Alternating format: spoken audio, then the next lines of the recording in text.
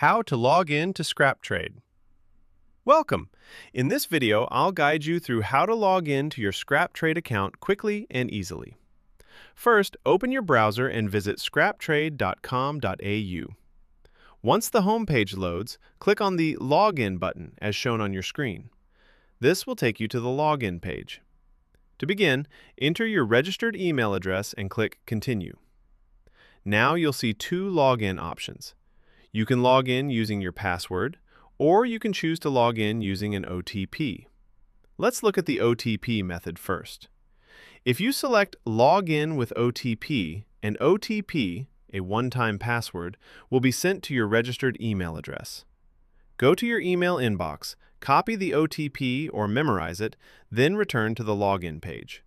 Enter the OTP in the provided field and click Login. Once the OTP is verified successfully, you'll be redirected to your dashboard. Now, let's look at the password method. If you choose Login with Password, simply enter your registered password in the password field and click the Login button. After entering the correct password, you'll be redirected directly to your dashboard. And that's it. You've successfully logged in to your ScrapTrade account. Thank you for watching and have a